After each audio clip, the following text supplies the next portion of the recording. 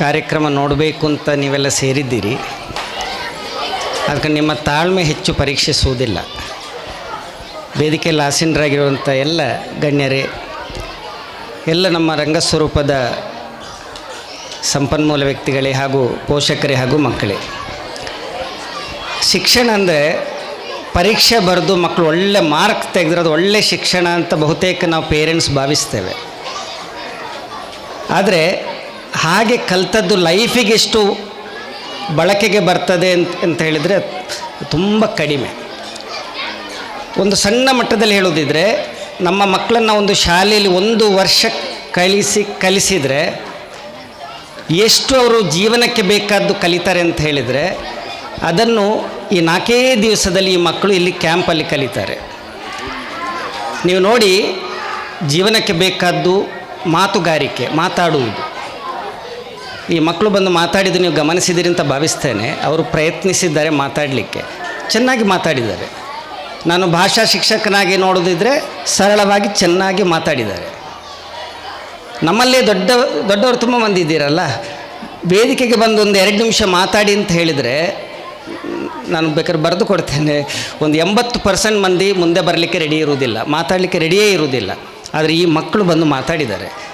ಇದು ಕಲಿಕೆ, ಭಾಷಾ ಸಾಮರ್ಥ್ಯ ಇದೆಯಲ್ಲ, ಅದು ಬಹಳ ಇಂಪಾರ್ಟೆಂಟ್, ಜೀವನದ ಉದ್ದಕ್ಕೂ ಬೇಕಾದ್ದು.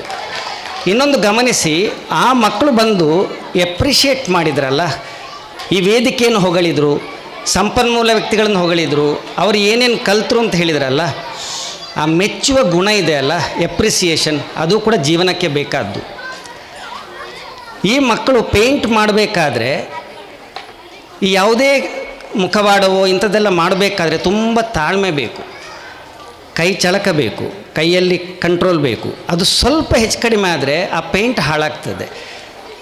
ಈ ಮಕ್ಕಳು ಅದನ್ನು ಈ 4 ದಿವಸದಲ್ಲಿ ಕಲಿತು ಬಿಡ್ತಾರೆ. ಹೀಗೆ ನಾನು ಹೇಳ್ತಾ ಹೋದರೆ ಜೀವನಕ್ಕೆ ಬೇಕಾದ ಬಹಳಷ್ಟು ವಿಷಯ ಈ 4 ದಿನಗಳೊಳಗೆ ಮಕ್ಕಳು ಕಲಿತು ಬಿಡ್ತಾರೆ. ಎಲ್ಲದಕ್ಕಿಂತ ಹೆಚ್ಚು ನಾನು ಕಂಡುಕೊಂಡದ್ದು, ಇವತ್ತಿನ ಸಮಾಜಕ್ಕೆ ತೀರ ಅಗತ್ಯವಾದ, ಇವತ್ತು ನಮ್ಮ ದೇಶಕ್ಕೆ ತುಂಬ ಅಗತ್ಯವಾದ ಒಂದು ಅಂಶ ನಾನು ಹೇಳಿ ನಿಲ್ಲಿಸ್ತೇನೆ. ಇವತ್ತು ನಮ್ಮ ಸಮಾಜವನ್ನು ಬೇರೆ ಬೇರೆ ಕಾರಣಕ್ಕಾಗಿ ಬಹುತೇಕ ರಾಜಕೀಯ ಉದ್ದೇಶದಿಂದ ಒಡೀತಾ ಇದ್ದೇವೆ. ಮಕ್ಕಳನ್ನು ಹಿಂದೂ, ಮುಸ್ಲಿಂ, ಆ ಜಾತಿ ಈ ಜಾತಿ, ಮೇಲ್ವರ್ಗ ಕೆಳವರ್ಗ ಅಂತ ಮಾಡಿ ನಾವು ಒಡೀತಾ ಇದ್ದೇವೆ.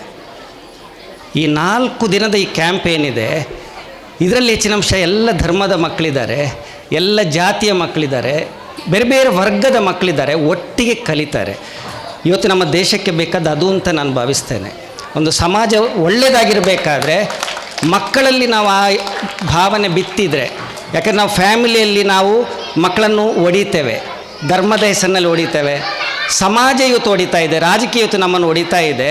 ಆದರೆ ಇಂತಹ ಶಿಬಿರಗಳು ಮಕ್ಕಳನ್ನು ಒಟ್ಟು ಮಾಡ್ತದೆ ಅಂತ ನಾನು ಭಾವಿಸ್ತೇನೆ. ಅದು ನಮ್ಮ ಇವತ್ತಿನ ಸಮಾಜಕ್ಕೆ ತೀರ ಅಗತ್ಯ ಅಂತ ನಾನು ಭಾವಿಸ್ತೇನೆ. ಅತ್ಯಂತ ಅರ್ಹವಾದ ಒಬ್ಬ ವ್ಯಕ್ತಿಗೆ ಇವತ್ತು ಪ್ರಶಸ್ತಿ ಕೊಟ್ಟಿದ್ದಾರೆ, ರಂಗಸ್ವರೂಪದ್ದು. ಅವರು ಪ್ರತಿ ವರ್ಷ ಪ್ರಶಸ್ತಿ ಕೊಡುವಾಗ ನಾನು ಗಮನಿಸ್ತಾ ಇರ್ತೇನೆ, ದೊಡ್ಡ ವ್ಯಕ್ತಿ ಅಂತ ಅವರು ನೋಡೋದಿಲ್ಲ, ಬದಲಿಗೆ ಎಲೆಮರೆಯ ಕಾಯಿಯ ಹಾಗೆ ಕೆಲಸ ಮಾಡುವವರನ್ನೇ ಗುರುತಿಸಿ, ಸರ್ಕಾರವು ಸಮಾಜ ಹೆಚ್ಚು ಗುರುತಿಸದಿದ್ದರೂ ನೇರವಾಗಿ ಮಕ್ಕಳಿಗೆ ಅಥವಾ ಅವರ ಕ್ಷೇತ್ರಕ್ಕೆ ಕೆಲಸ ಮಾಡೋರನ್ನು ಗುರುತಿಸಿ ಪ್ರಶಸ್ತಿ ಕೊಡ್ತಾರೆ. ಅಂಥ ಒಂದು ಪ್ರಶಸ್ತಿಗೆ ಭಾಜನರಾಗಿದ್ದಾರೆ ನಮ್ಮ ಸುಮತಿ ಟೀಚರ್ ಅವರು. ಅವರಿಗೆ ನಾನು ಅಭಿನಂದನೆ ಸಲ್ಲಿಸ್ತೇನೆ. ಅದೇ ರೀತಿ ರಂಗಸ್ವರೂಪ ಇಷ್ಟು ಸುದೀರ್ಘ ಕಾಲ ಒಳ್ಳೆಯ ಕೆಲಸ ಮಾಡಬೇಕು ಅಂತಾದರೆ ಅದರ ಹಿಂದೆ ಇರುವಂಥ ಶಕ್ತಿಗಳು ತುಂಬ ಇದ್ದಾರೆ. ರೆಹಮಾನ್ ಖಾನ್ ಅಂತ ಅವರನ್ನೆಲ್ಲ ಒಟ್ಟು ಹಿಡಿದಿಟ್ಟುಕೊಂಡು ಅದನ್ನು ಬೆಳೆಸಿದ್ದು ನಿಜವಾಗಿಯೂ ಮೆಚ್ಚತಕ್ಕಂತಹ ಒಂದು ವಿಷಯ. ನಾನು ಆಗದಿಂದ ನೋಡ್ತಾ ಇದ್ದೇನೆ, ಮಕ್ಕಳು ಆ ಮೈ ಮೇಲೆ ಮಾಡಲಿಕ್ಕೆ ಪಾಪ ಪೇಂಟ್ ಹಾಕಿ ಸಂಜೆ ಒಂದು 6 ಗಂಟೆಯಿಂದಲೇ ಕೂತಿದ್ದಾರೆ. ನೋಡಲಿಕ್ಕೆ ತುಂಬ ಖುಷಿ ಆಗ್ತದೆ ಅವರನ್ನು. ಆಗ ತುಂಬ ಖುಷಿ ಆಗ್ತಾಯಿತ್ತು, ಈಗ ಸ್ವಲ್ಪ ಬೇಜಾರಾಗಲಿಕ್ಕೆ ಸ್ಟಾರ್ಟ್ ಆಗಿದೆ. ಅವರಲ್ಲಿ ಸ್ವಲ್ಪ ಸಂಕೋಚ, ನಾಚಿಕೆ ಏನೂ ಇಲ್ಲದೆ ಬಂದು ಹೀಗೆ ಕೂತ್ಕೊಳ್ಳೋದಿದೆಯಲ್ಲ, ಇದು ಸಹ ಒಂದು ಕಲಿಕೆ ಅಂತ ನಾನು ಭಾವಿಸ್ತೇನೆ. ಈ ರಂಗಸ್ವರೂಪ ಇನ್ನಷ್ಟು ಬೆಳೀಲಿ.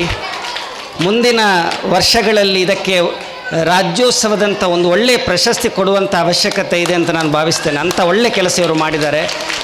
ಇವರ ಕೀರ್ತಿ ಇನ್ನಷ್ಟು ಚೆನ್ನಾಗಿ ಇಡೀ ರಾಜ್ಯಾದ್ಯಂತ ಪಸರಿಸಲಿ ಅಂತ ಹೇಳ್ತಾ, ನನಗೂ ಒಂದು ಅವಕಾಶ ಕೊಟ್ಟದ್ದಕ್ಕಾಗಿ ವಂದಿಸ್ತಾ ಎಲ್ಲರಿಗೂ ಕೃತಜ್ಞತೆ. ನಮಸ್ತೆ.